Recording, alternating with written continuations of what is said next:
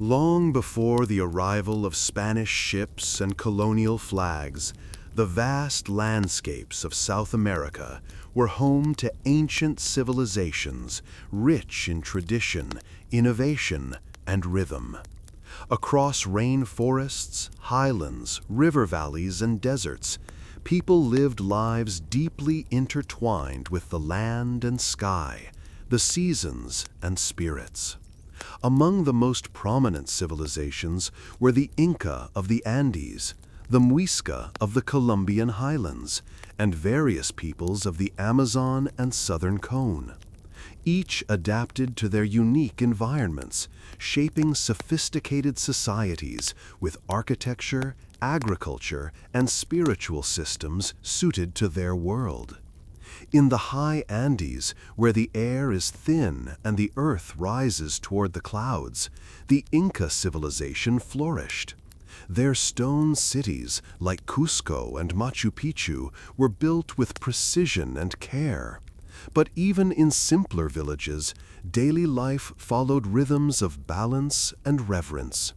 Homes were made of stone or adobe, with thatched roofs woven from highland grasses. They were often oval or rectangular, arranged in small clusters around shared courtyards. Inside, the warmth of a central fire gave comfort against the mountain chill. People slept on woven mats or animal hides. Alpaca and llama wool provided warmth, spun and dyed into colorful textiles that adorned both the body and the home. Walls were decorated with woven hangings, gourds, tools, and offerings to ancestors. Family life was communal. Children learned by watching. Elders taught through stories. Tasks were shared, and laughter mixed with the clatter of weaving looms and grinding stones. In the valleys and lowlands, homes were often made of wood, bamboo, or palm, raised on stilts to avoid floods and damp. Roofs of palm leaves rustled in the wind. These structures, open to the breeze, kept families cool and shaded. Hammocks swayed inside, cradling sleep and quiet conversation. Communities were connected by rivers rather than roads, and canoes served as lifelines through the green corridors of the rainforest. Across these regions, social organization was based on kinship and cooperation. Work was done collectively. Fields were planted, homes repaired, food shared. The Inca practiced a system called mita, labor given to the state in return for security, food, and infrastructure. Roads, bridges, terraces, and storage houses were built by communities, often high in the mountains. Religious life was rich and layered. The sun, moon, stars, and earth itself were sacred. Temples and shrines dotted the land, from mountaintops to springs. Ancestors were honored, often mummified and kept close, consulted through rituals and dreams. Every stone had spirit, every mountain a name. Festivals marked the planting and harvest, the solstices and equinoxes. Music filled these occasions, drums, flutes, panpipes, and songs in languages now nearly lost. Even among the majestic stonework of the Andes, the golden glow of Inca festivals, and the misty jungles of the Amazon, life in ancient South America wasn't all ceremony and seriousness. For every priest consulting the stars or farmer shaping the terraces of a mountainside, there were mishaps, misunderstandings, and moments of laughter. Like people everywhere, the indigenous peoples of South America lived lives rich in humor, though the history books often forget to mention it. Start with the llamas. Llamas were essential to Andean life, pack animals, sources of wool, and even spiritual figures. But they were also famously moody. They spit, they sat down mid-journey and refused to move. You can imagine an Inca porter arguing with a particularly stubborn llama halfway up a steep trail, trying to coax it forward while the rest of the caravan laughed and offered advice like, "Try singing to it," or "Promise it some corn beer." Of course, the llama just blinked slowly and refused to budge. Then there were guinea pigs, cuy. Today, they're mostly pets in many parts of the world, but in the Andes, they were dinner. Families kept dozens of them in their homes, and children loved chasing them around. Imagine the chaos of trying to catch one for a feast, only for the entire batch to scatter under beds and between pots. Perhaps a child named their favorite cuy something ridiculous like fast lightning and defended it from becoming stew, even though everyone knew its days were numbered. High-altitude cooking could also be a bit of a gamble.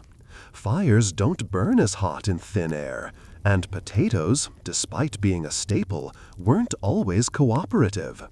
Picture a young cook trying to boil a batch of potatoes for hours, only to find them still firm. Meanwhile, an elder chuckles from the corner, mumbling, "That's because you didn't whisper to them first." Whether it was true or not, you can bet it became part of the teasing tradition. Ceremonies, with their elaborate rituals and public displays, were the perfect settings for things to go comically wrong. Maybe during a sun festival, a young drummer got over-enthusiastic and knocked over a row of dancers. Or someone forgot their part in a sacred chant and tried to improvise, accidentally invoking the spirit of the alpaca instead of the moon. Someone else might trip on their ceremonial cloak mid-procession, and the entire plaza has to pretend nothing happened, even though half the people are stifling giggles behind feathered fans. There were probably known pranksters in each village, those who rearranged offerings at shrines just enough to confuse the priest the next morning, or who added a little too much chili pepper to someone's stew as a blessing of fire.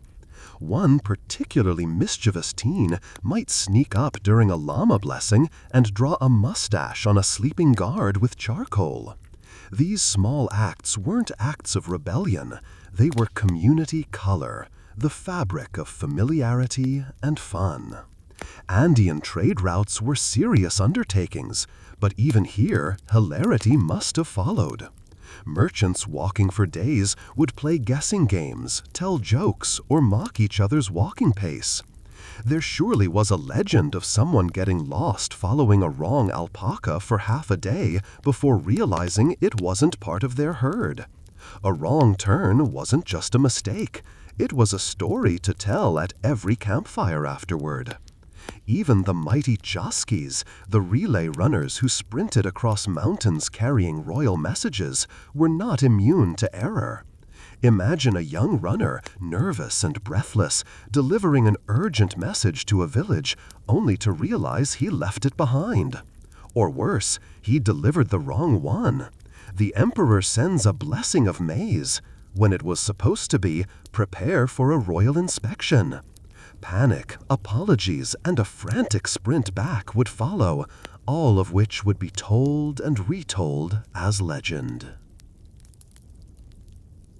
In jungle regions, humor took its own form. Imagine a child imitating the howler monkeys to scare their siblings at night, or the entire village laughing when someone tripped over a tapir root disguised as a log.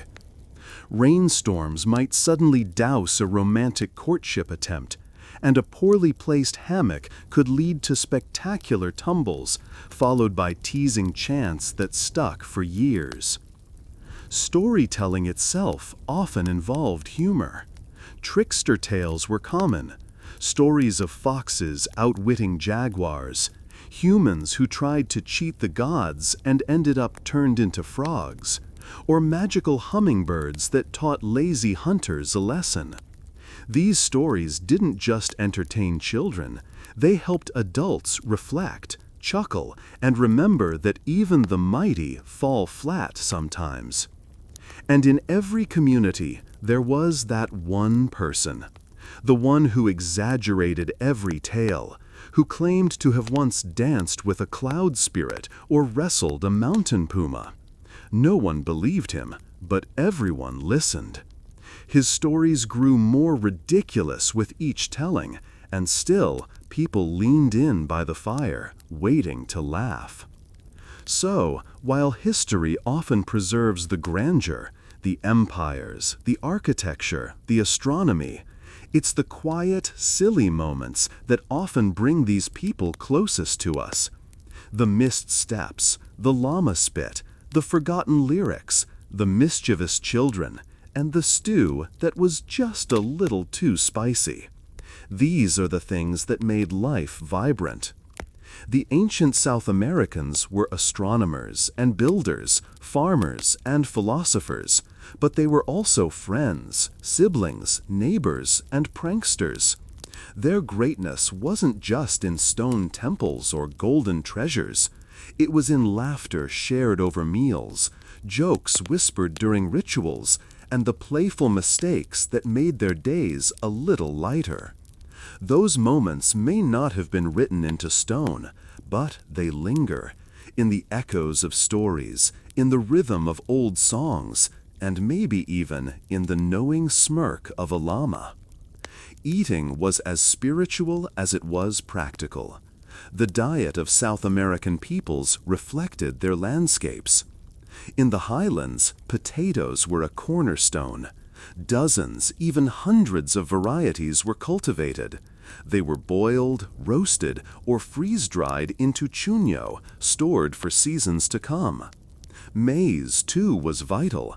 Ground into flour, cooked into thick drinks, or baked as flatbreads.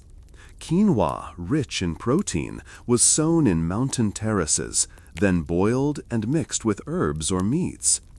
In valleys and along rivers, manioc, cassava, was central.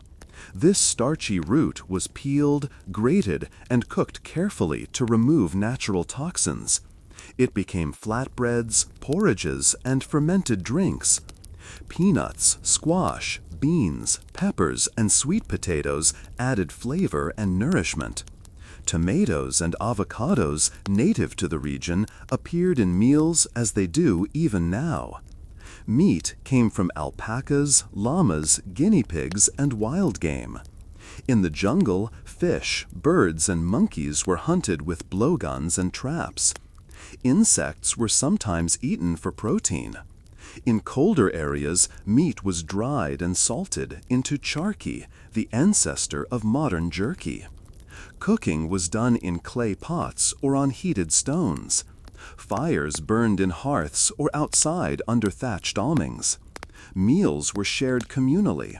Food was placed in woven baskets or clay bowls, passed from hand to hand. Chicha, a fermented corn drink, was often served during celebrations, sipped from gourd cups. Preservation was vital. Potatoes became chuño, meat became charqui, grains were kept in cool, dry silos. This ensured survival through dry seasons, droughts, or travel. In the Inca Empire, vast storehouses called culcas were filled with food and supplies, distributed in times of need. Food was always linked to the divine. Offerings were made to the earth goddess Pachamama before planting. The first bite of a meal might be dropped on the ground in gratitude. Sacred meals were prepared for festivals, for funerals, for the new moon. Cooking was not just labor, it was ceremony. Children were taught to help early, peeling potatoes, grinding maize, fetching water. They learned the smells and textures of each ingredient, the songs sung while cooking, the stories told around the fire. Elders were fed first, honored with the best portions. Hospitality was central. A visitor, even a stranger, was offered food before words. Trade connected far-flung communities. Coastal fish was traded for highland quinoa. Amazonian fruits were exchanged for woven goods. These networks, often maintained by foot or canoe, carried not only goods, but language, ideas, and flavors. Even without markets, the continent pulsed with movement and sharing. Seasons dictated meals. Rainy season meant fresh roots and greens. Dry season called for preserved grains and meats. Harvest festivals burst with abundance, music, dancing, roasting fires, the scent of cooked corn and spiced stews drifting across the hills. In the end, to live and eat in ancient South America was to be in constant conversation with the land. Every meal was shaped by mountains, rivers, skies, and ancestors. It was a way of living that fed both body and spirit, a daily act of memory, balance, and reverence. Though empires fell and cities were lost to time, these foodways and lifeways endure. In kitchens across the Andes, in stories whispered in the jungle, in the hands that shape dough and light fires, the old rhythms remain. Not forgotten, simply waiting, like seeds in the soil, for those who listen.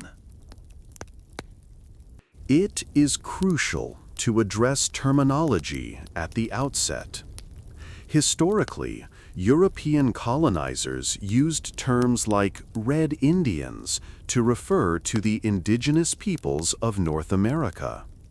This label, rooted in colonial misconception and racial categorization, is now widely recognized as outdated, inaccurate, and potentially offensive. Modern scholarship emphasizes using specific cultural or tribal names where possible: Cahokian, Natchez, Caddo, or the broader, more respectful terms Native Americans or Native North Americans when referring to the diverse societies inhabiting the continent prior to European contact. In the quiet heartland of ancient North America, a great civilization rose long before European sails touched the shores. From around 800 to 1600 CE, the Mississippian people built cities of earth and spirit, thriving along the winding rivers and fertile valleys of the Mississippi Basin. By the 13th century, their culture reached its height, centered around places like Cahokia, a vast and bustling city with thousands of residents, larger in its time than many European capitals. Cahokia and other towns were not haphazard collections of huts, but carefully planned communities. At their center stood immense flat-topped mounds, some used as platforms for temples or the homes of leaders, others for burials or rituals. These mounds, like the towering Monk's Mound, were built entirely by human hands, earth moved one basket at a time. From their summits, one could look out across wide plazas, neat rows of houses, and the pale shimmer of rivers in the distance. People lived in rectangular homes made from wooden frames, woven with vines, and plastered with mud. Roofs were thatched with tall prairie grasses. These homes were modest, typically single-roomed, with packed dirt floors and hearths glowing gently in the center.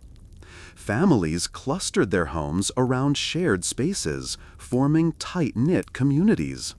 They slept on mats or animal hides and stored their food in pits beneath the floors or in nearby granaries. Life was not lonely or scattered. It was communal, cooperative, deeply rooted. Clothing was practical but artful, woven from plant fibers in summer and from tanned hides in winter. Feathers, beads, and shells adorned the garments of both women and men. Body painting and tattoos were common, bearing designs with spiritual or tribal meaning. Each person had a role. Women gardened, cooked, and raised children. Men hunted, fished, and built. Elders passed on stories and wisdom. Artisans carved ritual objects from stone, fashioned jewelry from copper, and painted pottery with flowing, spiral motifs. Social life followed a clear order. Chiefs ruled from the mountaintops, often regarded as intermediaries between the physical and spiritual world. Below them were nobles, priests, and skilled workers.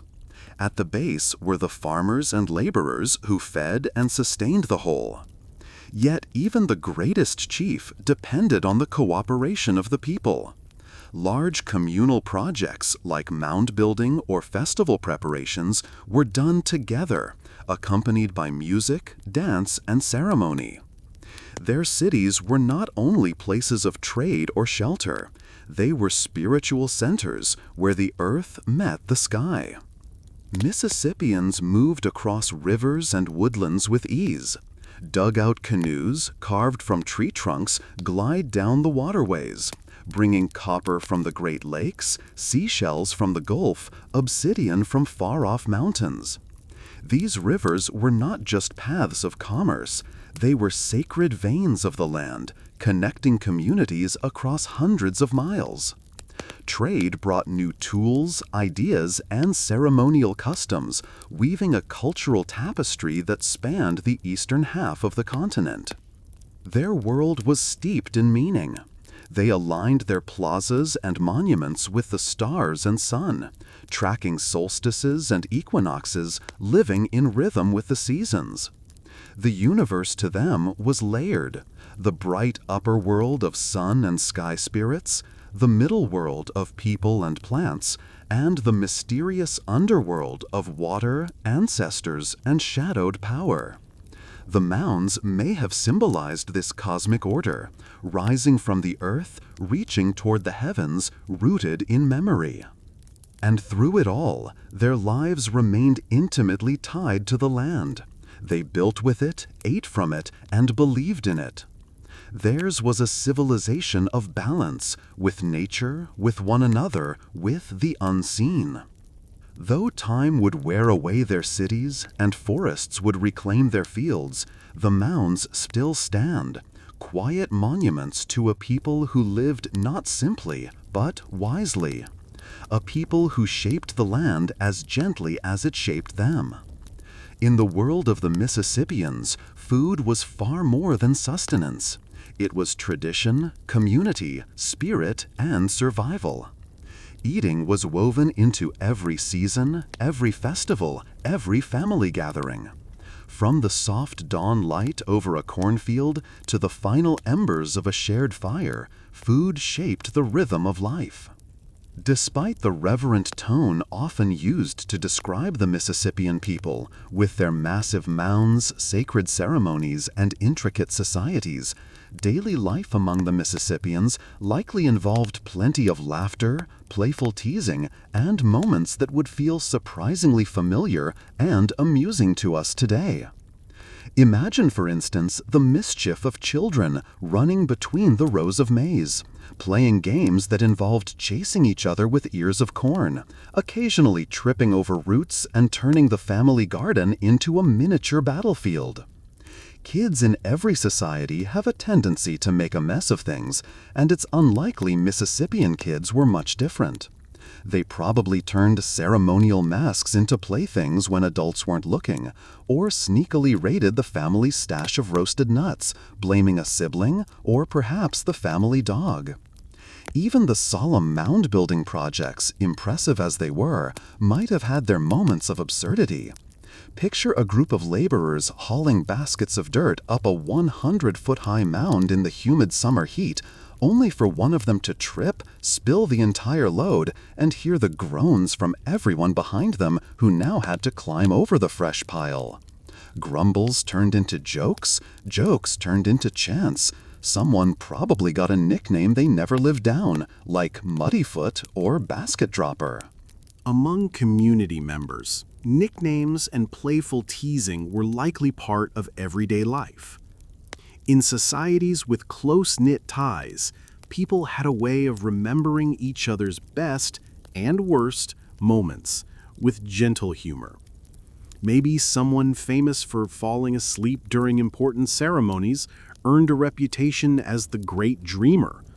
Perhaps a hunter who missed an easy shot became the butt of lighthearted tales told around fires for years. Food-related mishaps were surely common. A cook might try a new stew combination that turned out too bitter, too spicy, or too mysteriously crunchy. One bite in, and the entire extended family might erupt in side-eye glances, only to politely chew through the meal with clenched teeth, offering kind but clearly fake compliments like, "Ah, yes, very smoky." And let's not forget the younger siblings daring each other to eat the weirdest root they could find. Someone probably did, and someone probably regretted it immediately. There may have also been gentle rivalries between neighboring towns or clans. Picture one village boasting about the size of their mound. "Ours reaches the sky," while another counters with, "Well, ours has better acoustics for drums."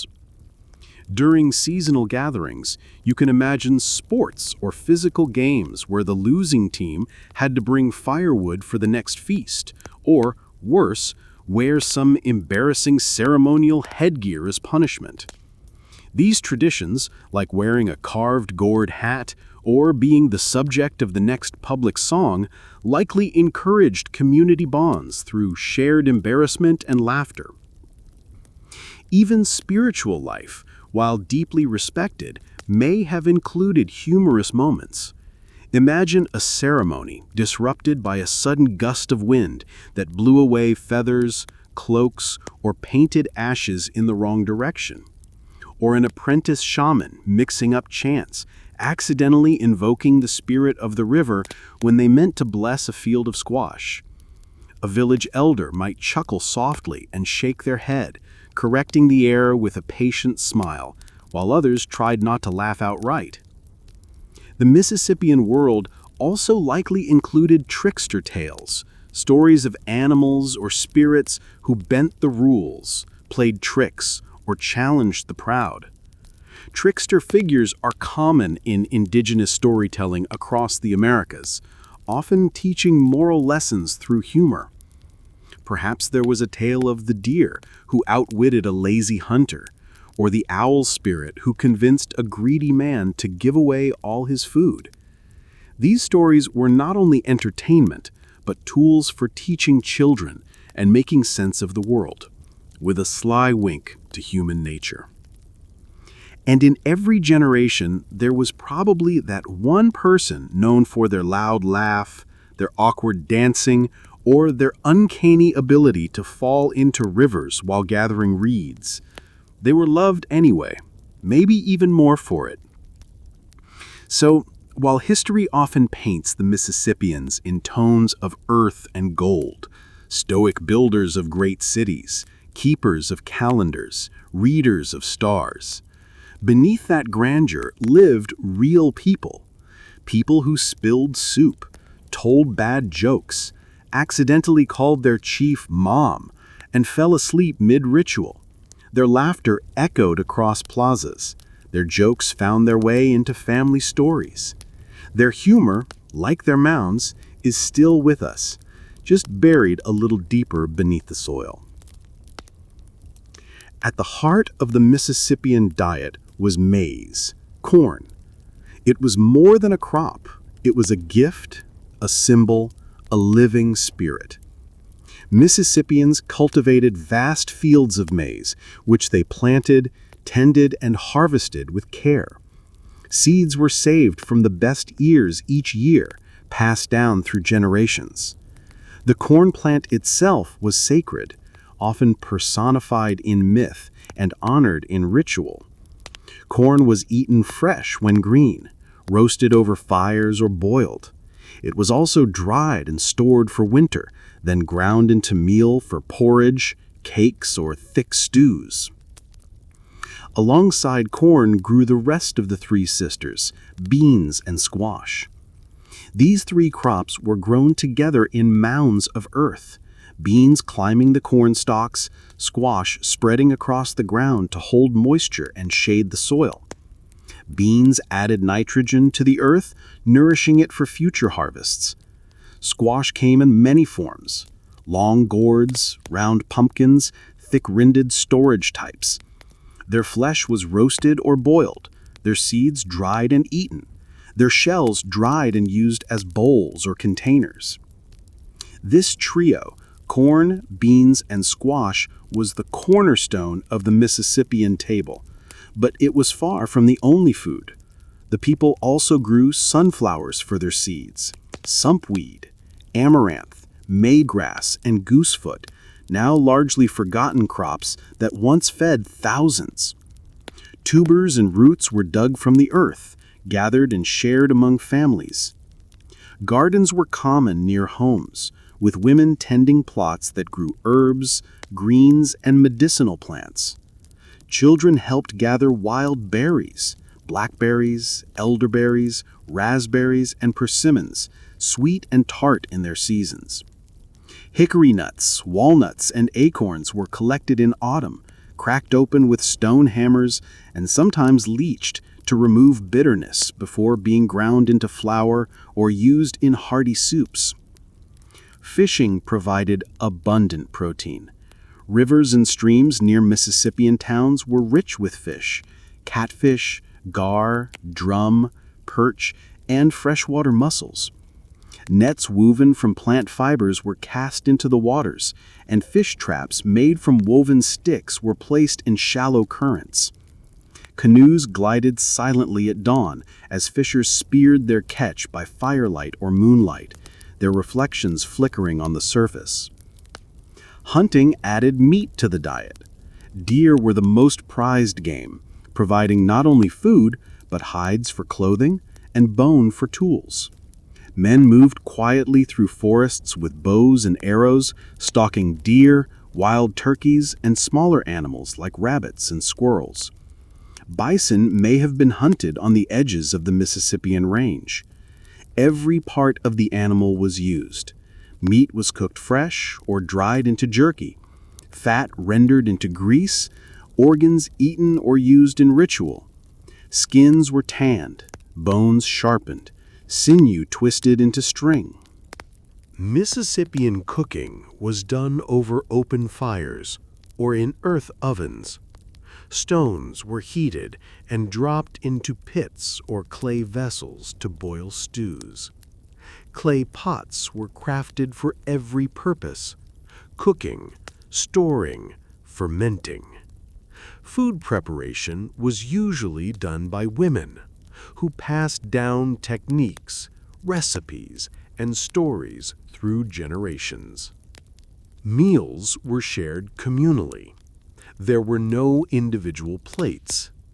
People ate from shared bowls, using hands or wooden spoons.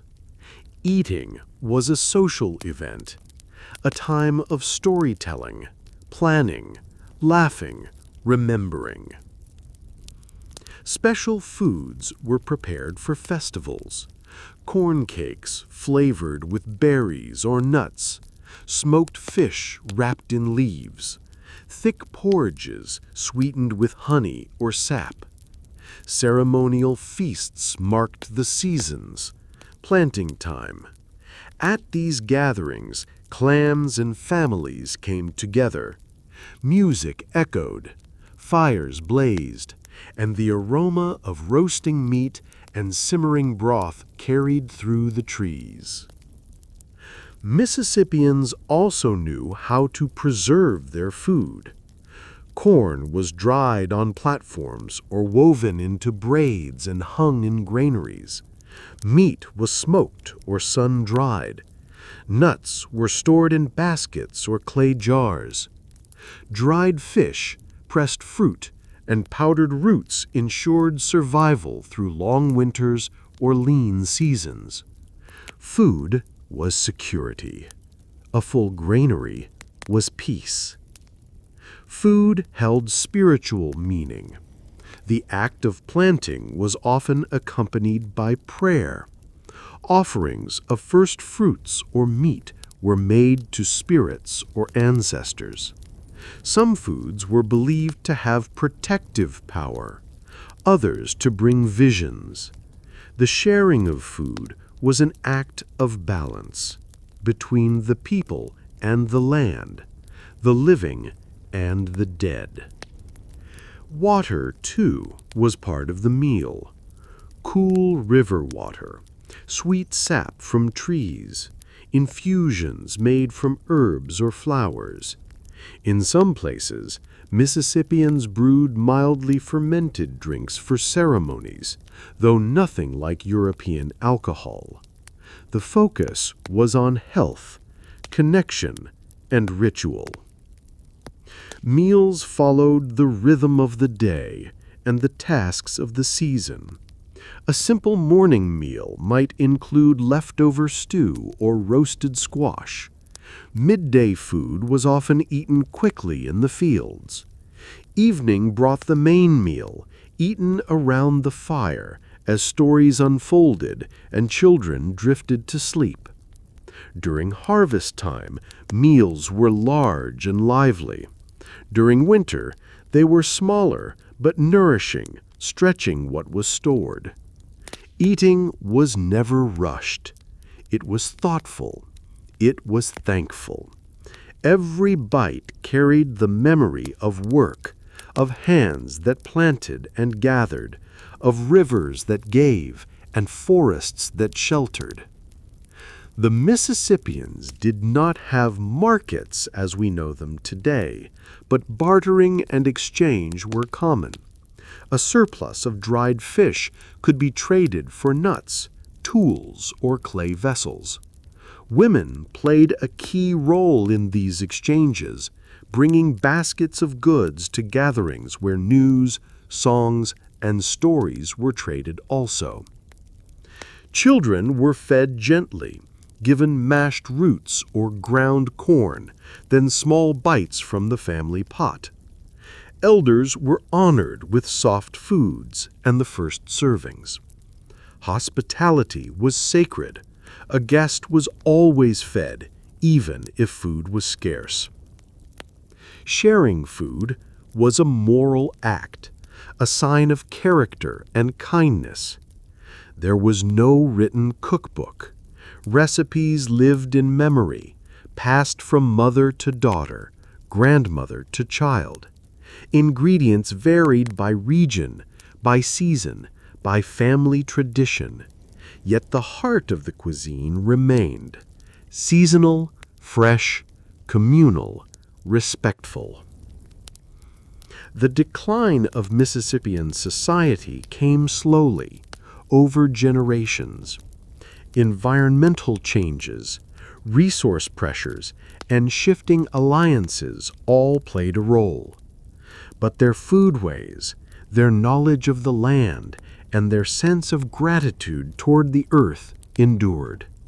These traditions live on among the descendants of the Mississippian peoples, in the food of the Choctaw, Chickasaw, Creek, and other native nations today. To eat in the Mississippian way was to live in harmony with the seasons, with one another, with the spirit of the land. It was more than a meal. It was memory. It was prayer. Cahokia, the city. Long before the arrival of Europeans and centuries before the founding of cities like New York or Washington, there was another great city, rising out of the fertile Mississippi floodplain. It stood not in legend, but in earth and wood, a city born of vision, built by hand and aligned with the stars. Its name, remembered now only through modern archaeology, was Cahokia. Cahokia was not a footnote in the story of ancient America. It was a capital, a religious center, a cultural experiment. At its height, in the 11th and 12th centuries, it was the largest urban settlement north of Mesoamerica, a city larger than London at the time.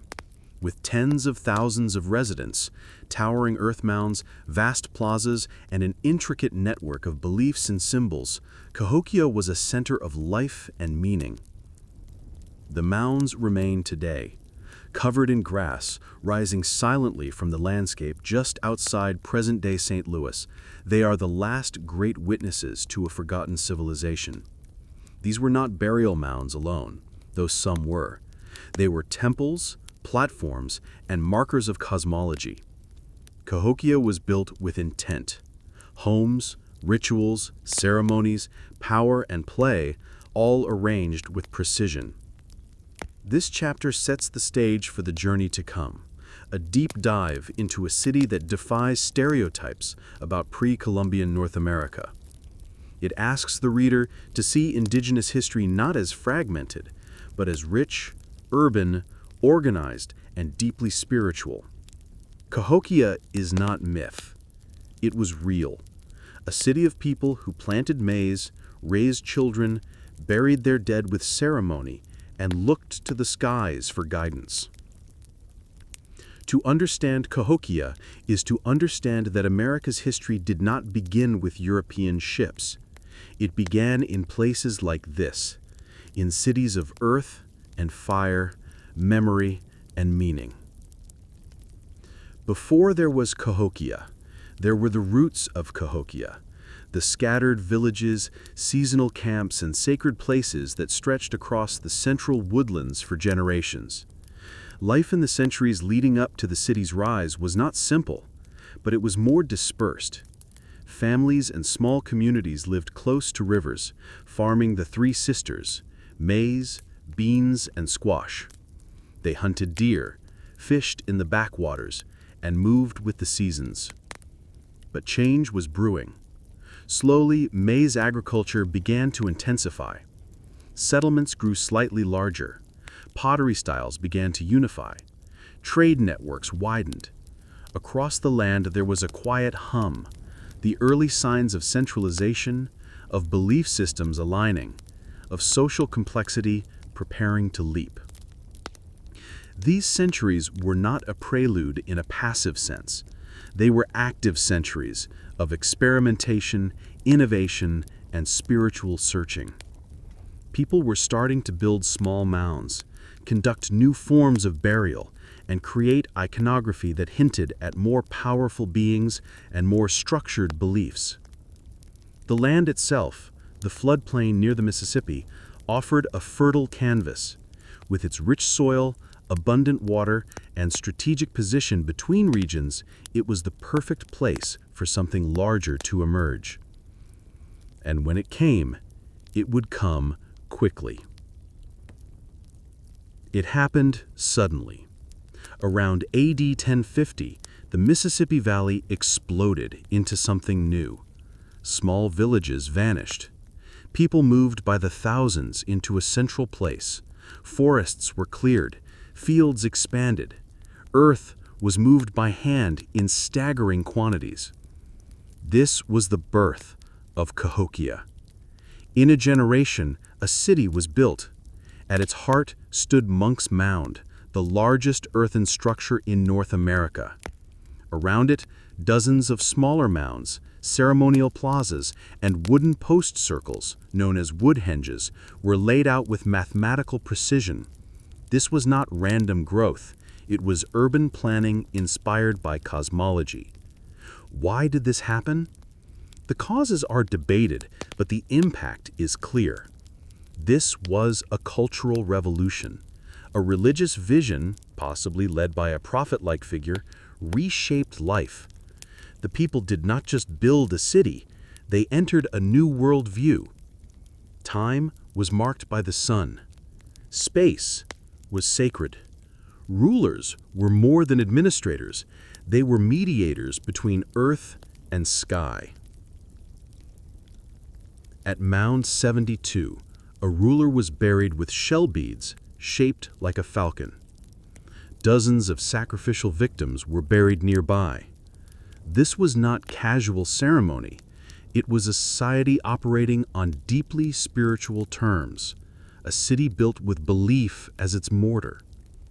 With vision came structure. Cahokia's builders did more than erect mounds. They organized a civilization. Monk's Mound rose like a sacred mountain, topped with a large wooden building, perhaps a temple or palace. In front of it stretched a plaza larger than 35 football fields. To the west stood Woodhenge, giant timber circles aligned to solstices, tracking the sun's journey and marking seasonal rituals. Neighborhoods formed in rings around the sacred center. Houses were made of wood and clay. Some sat within palisaded compounds, possibly for elite families. Others clustered near communal courtyards, where food was shared and crafts were made. The city pulsed with activity. There were potters and hunters, dancers and priests. People worked together to maintain fields and raise buildings, but they also participated in communal rites, solstice gatherings, funerals, and perhaps competitive games like Chunky, played with polished stone discs. It was not a static place. New mounds were added, temples were rebuilt. The landscape was a canvas constantly in use, reshaped each generation to reflect living memory. Power in Cahokia was not enforced by armies. It flowed from the sacred. Rulers lived atop mounds, elevated not just physically, but cosmologically. They were probably seen as linked to divine beings, especially the powerful birdman figure that appears on artifacts and engravings. Part raptor, part man, part force of transformation. Their power was made visible through ritual performance. Ceremonies and plazas were dramatic, dancing, feasting, sacrifice. The leader didn't just govern, he appeared as the center of a cosmic order. Authority was ritualized, repeated, reaffirmed. There were elite neighborhoods, palisaded and filled with exotic goods, copper from the Great Lakes, shells from the Gulf. These materials signaled reach and status. Rulers controlled the flow of goods and ideas. They presided over feasts, supervised burials, and organized citywide rituals. But their power depended on cosmic balance. If the sun failed to rise in the right place, if floods destroyed crops, or celestial signs turned dark, power could erode. Rulership in Cahokia was powerful, but fragile, bound to divine timing. Cahokia did not stand alone. It was the epicenter of a cultural network that stretched across eastern North America. From Minnesota to Florida, from the plains to the Appalachians, Cahokian-style artifacts appear. Pottery, figurines, engraved shells, and sacred symbols. The city's influence moved through pilgrimage, trade, and shared belief. Other mound centers arose, some clearly inspired by Cahokia's design. These were not colonies, but regional interpretations. Cahokia's myths spread. The Birdman, the Weeping Eye, the World Tree, all appeared in distant places. The reach of Cahokia was spiritual as much as material. It became a model for sacred leadership, for urbanism shaped by the sky. It was America's first cultural beacon. Most Cahokians were not elites. They were farmers, mothers, builders, hunters, children. Their homes were modest, rectangular structures of clay and wood, arranged in clusters with shared spaces and gardens. Maize was the staple crop, but the diet included squash, beans, nuts, berries, deer, fish, and waterfowl. Women farmed, cooked, and managed homes. Men hunted, built, and participated in rituals. Children played with toys and learned trades. Life was spiritual. Offerings were buried beneath doorways. Seasons were marked with ceremony. The sacred was woven into the ordinary. There was hardship, malnutrition, labor, disease, but there was also joy, story, rhythm. These were people who lived in deep relation to their land and sky. By AD 1300, things began to change. Climate shifts brought droughts and floods. Crops failed. Rituals lost their resonance. Woodhenges were no longer rebuilt. Mounds were left unfinished. Neighborhoods emptied. The cosmic order began to fray. Signs of violence appear. Internal strife, perhaps, not foreign invasion. People stopped building and started leaving. The population dropped. A new generation, unmoored from the rituals of old, quietly drifted away. By 1400, the city was abandoned. The mounds were silent, the plazas empty. The city that once pulsed with sacred energy faded into grassy hills and memory. For centuries, Cahokia lay forgotten. Early European settlers marveled at the mounds, but dismissed them as the work of a lost race. It wasn't until the 19th and 20th centuries that archaeologists began to uncover the truth. Excavations revealed post holes, plazas, burials, pottery, evidence of a planned, sacred urban landscape. Slowly, Cahokia emerged from the soil as America's first city. Yet for too long, it remained absent from history books. Today, it is being reclaimed, not only by archaeologists, but by native peoples who see in its mounds the stories and spirits of their ancestors. It is not a dead place. It is a living memory. Cahokia's story is not one of mystery. It is one of brilliance. It shows that cities did not begin with colonists, but with indigenous visionaries. That religion and science, art and agriculture came together here, long before European maps drew borders on this land. Its legacy challenges what we value. It asks us to remember. It urges us to see that ancient America was filled with complexity, beauty, and wisdom. The mounds still rise. The memory still breathes. Cahokia was and is a center of the American story. And now we remember.